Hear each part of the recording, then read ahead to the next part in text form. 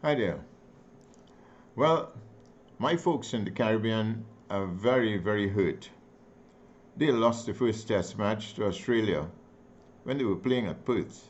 And that's a very, very difficult ground. Not only but it's bad, it's a very good ground, but it's so difficult to get people out. It's easier to get them to make runs. And I thought the experience of the young players were the only things that caused them to be beaten. They were using the wicket bowling quite well.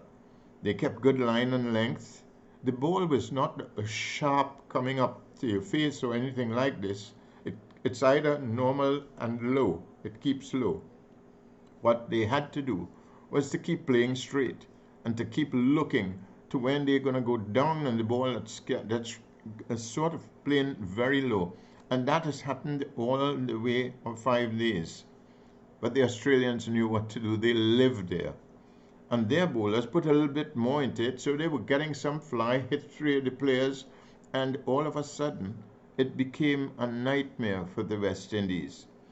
And they lost the game by 198 or 200 runs in the process.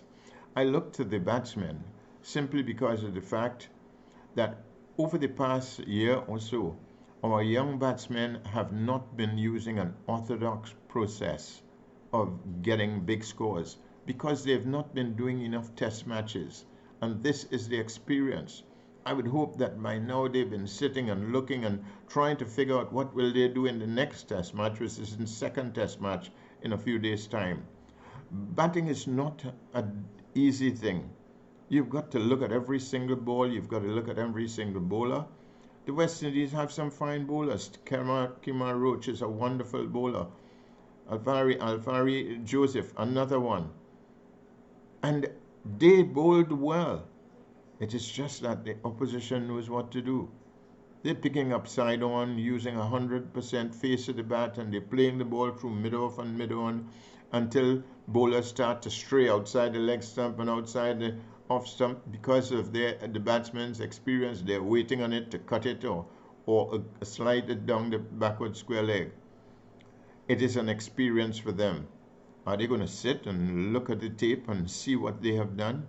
Are they going to watch and see what the Australians are doing when they're batting? They do not run risks at all. They had a couple of guys getting 200 and 100 in the test match. And some of our youngsters had to take a long time. The skipper, Braffett, he got a 50 odd, but in 164 balls. That only goes to show you that he puts his head down.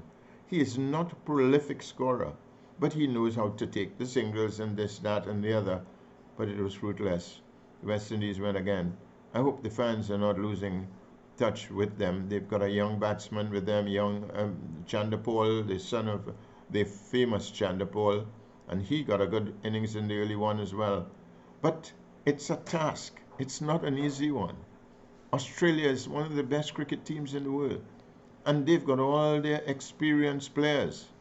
The West Indies are still struggling with a few players who have represented the West Indies once or twice over the past 2 or 3 years, but they never identify themselves as test players.